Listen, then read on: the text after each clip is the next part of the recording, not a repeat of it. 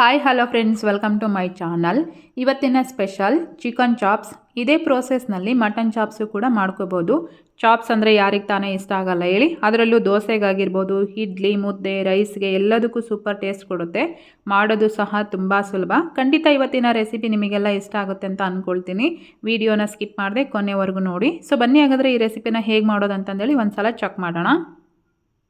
ಮೊದಲಿಗೆ ನಾನಿಲ್ಲಿ ಈ ಚಿಕನ್ ಚಾಪ್ಸ್ ಮಾಡೋದಕ್ಕೆ 1 kg ಆಗೋಷ್ಟು ಚಿಕನ್ ತೊಗೊಂಡು ಅದನ್ನು ಒಂದೆರಡು ಸಲ ವಾಶ್ ಮಾಡಿ ಈ ರೀತಿ ಒಂದು ಬೌಲಲ್ಲಿ ಹಾಕ್ಕೊಂಡು ಅದ್ರ ಜೊತೆಗೆ ಒಂದು 1/4 ಚಮಚದಷ್ಟು ಅರಿಶಿನ, ಒಂದು ಅರ್ಧ ಚಮಚದಷ್ಟು ಉಪ್ಪು, ಒಂದು 3 ಚಮಚ ಆಗೋಷ್ಟು ಮೊಸರು, ಒಂದು 2ರಿಂದ 3 ಚಮಚ ಆಗೋಷ್ಟು ಅಡುಗೆ ಎಣ್ಣೆನ ಹಾಕಿ ಒಂದು ಸಲ ಈ ರೀತಿ ಮಿಕ್ಸ್ ಮಾಡಿಕೊಂಡು ಒಂದು 20 ನಿಮಿಷಗಳ ಕಾಲ ನಾನು ಇದನ್ನು ಸೈಡಿಗೆ ಎತ್ತಿಟ್ಕೊಳ್ತಾ ಇದ್ದೀನಿ.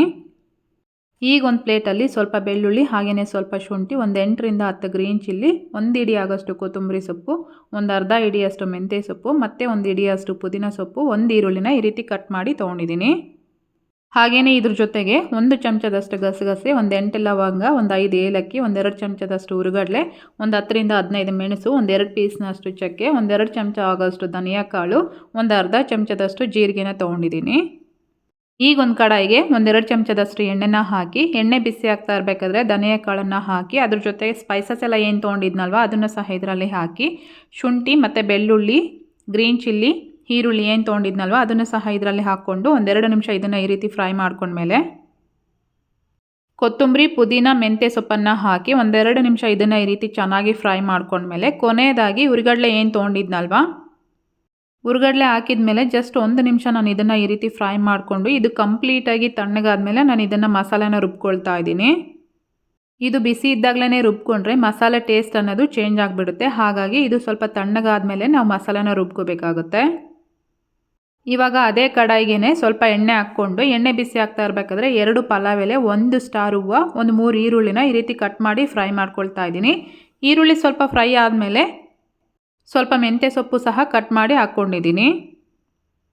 ಈರುಳ್ಳಿನ ಈ ರೀತಿ ಸ್ವಲ್ಪ ಬಾಡಿಸ್ಕೊಂಡ್ಮೇಲೆ ಮ್ಯಾರಿನೇಟ್ ಮಾಡಿ ಇಟ್ಕೊಂಡಿರೋಂಥ ಚಿಕನ್ ಏನಿತ್ತಲ್ವ ಚಿಕನ್ನು ಸಹ ಇದರಲ್ಲಿ ಹಾಕ್ತಾ ಇದ್ದೀನಿ. ಚಿಕನ್ ಹಾಕಿದ್ಮೇಲೆ ಒಂದು ಸಲ ಇದನ್ನು ಈ ರೀತಿ ಮಿಕ್ಸ್ ಮಾಡಿಕೊಂಡು ಪ್ಲೇಟ್ನ ಮುಚ್ಚಿ ಒಂದು 10 ನಿಮಿಷಗಳ ಕಾಲ ನಾನು ಇದನ್ನು ಬೇಯೋದಕ್ಕೆ ಬಿಡ್ತಾ ಇದ್ದೀನಿ. 10 ನಿಮಿಷ ಆದಮೇಲೆ ಪ್ಲೇಟ್ನ ಓಪನ್ ಮಾಡ್ತಾ ಇದ್ದೀನಿ. ನೋಡಿ, ಚಿಕನ್ ಎಲ್ಲ ಈ ರೀತಿಯಾಗಿ ಬೆಂದಿದೆ. ಇವಾಗ ನಾನು ಇದಕ್ಕೆ ರುಬ್ಬಿಟ್ಕೊಂಡಿರೋಂಥ ಮಸಾಲ ಏನಿತ್ತಲ್ವ ಮಸಾಲೆನ ಇದರಲ್ಲಿ ಹಾಕಿ ಹಾಗೆಯೇ ಒಂದು ಅರ್ಧ ಚಮಚದಷ್ಟು ಉಪ್ಪನ್ನು ಸಹ ಸೇರಿಸ್ಕೊಳ್ತಾ ಇದ್ದೀನಿ. ಈಗ ಆಲ್ರೆಡಿ ನಾವು ಮ್ಯಾರಿನೇಟ್ ಮಾಡ್ಕೋಬೇಕಾದ್ರೂ ಸಹ ಸ್ವಲ್ಪ ಉಪ್ಪು ಹಾಕ್ಕೊಂಡಿರ್ತೀವಲ್ವ, ಉಪ್ಪು ಹಾಕ್ಕೋಬೇಕಾದ್ರೆ ಸ್ವಲ್ಪ ನೋಡ್ಕೊಂಬಿಟ್ಟು ಹಾಕ್ಕೋಬೇಕಾಗುತ್ತೆ.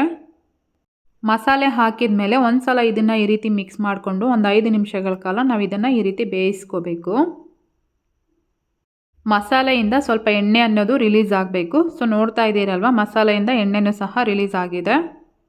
ಇವಾಗ ನಾನು ಇದಕ್ಕೆ ರುಬ್ಬಿಟ್ಕೊಂಡಿರೋಂಥ ಮಿಕ್ಸಿ ಜಾರಿಗೇ ಒಂದು 1/4 ಕಪ್ ಆಗೋಷ್ಟು ನೀರನ್ನು ಹಾಕಿ ಇದೇ ಮಸಾಲ ಒಳಗೆ ಸೇರಿಸ್ಕೊಂಡು ಪ್ಲೇಟ್ನ ಮುಚ್ಚಿ ಒಂದು 10 ನಿಮಿಷಗಳ ಕಾಲ ನಾನು ಇದನ್ನು ಬೇಯಿಸ್ಕೊಂಡಿದ್ದೀನಿ. ನೋಡಿ, 10 ನಿಮಿಷ ಆದಮೇಲೆ ಪ್ಲೇಟ್ನ ಓಪನ್ ಮಾಡ್ತಾ ಇದ್ದೀನಿ. ಚಿಕನ್ ಎಲ್ಲ ಈ ರೀತಿಯಾಗಿ ಚೆನ್ನಾಗಿ ಬೆಂದಿದೆ. ಈಗ ಕೊನೆಯದಾಗಿ ಒಂದು ಅರ್ಧದಷ್ಟು ಲೆಮನ್ನು ಹಾಗೆಯೇ ಸ್ವಲ್ಪ ಕೊತ್ತಂಬರಿ ಸೊಪ್ಪನ್ನು ಈ ರೀತಿ ಗಾರ್ನಿಷ್ ಮಾಡ್ಕೊಳ್ತಾ ಇದ್ದೀನಿ. ಸೊ ನೀವು ಯಾವತ್ತೂ ಟ್ರೈ ಮಾಡಿಲ್ಲ ಅಂದರೆ ಖಂಡಿತ ಮನೇಲಿ ಒಂದು ಸಲ ಟ್ರೈ ಮಾಡಿ ನಮಗೆ ಟೇಸ್ಟ್ ಹೆಂಗಾಗಿತ್ತು ಅಂತಂದೇಳಿ ಕಮೆಂಟ್ ಮಾಡಿ ತಿಳಿಸಿ. ಲೆಮನ್ನು ಹಾಗೆಯೇ ಕೊತ್ತಂಬರಿ ಸೊಪ್ಪನ್ನು ಹಾಕಿದ ಮೇಲೆ ಒಂದು ಸಲ ಈ ರೀತಿ ಚೆನ್ನಾಗಿ ಮಿಕ್ಸ್ ಮಾಡಿಕೊಂಡು 1-2 ನಿಮಿಷ ಇದನ್ನು ಈ ರೀತಿ ಫ್ರೈ ಮಾಡಿಕೊಂಡ್ರೆ ಚಿಕನ್ ಚಾಪ್ಸ್ ಅನ್ನೋದು ರೆಡಿ ಆಗುತ್ತೆ. ಸೊ ನೋಡ್ತಾ ಇದ್ದೀರಲ್ವ, ಫೈನಲ್ ಆಗಿ ಚಿಕನ್ ಚಾಪ್ಸ್ ಅನ್ನೋದು ಈ ರೀತಿಯಾಗಿ ರೆಡಿಯಾಗಿದೆ. ನೋಡ್ತಾ ಇದ್ರೇ ಬಾಯಲ್ಲಿ ನೀರು ಬರ್ತಾ ಇದೆ ಅಲ್ವಾ. ಇವತ್ತಿನ ರೆಸಿಪಿ ಇಷ್ಟೇ. ನಿಮಗೆಲ್ಲ ಇಷ್ಟ ಆಗಿದೆ ಅನ್ಕೋತೀನಿ. ಇಷ್ಟ ಆಗಿದ್ದರೆ ಈ ವಿಡಿಯೋಗೆ ಒಂದು ಲೈಕ್ ಮಾಡಿ, ಕಮೆಂಟ್ ಮಾಡಿ, ಶೇರ್ ಮಾಡೋದನ್ನು ಸಹ ಮರಿಬೇಡಿ. Thank you.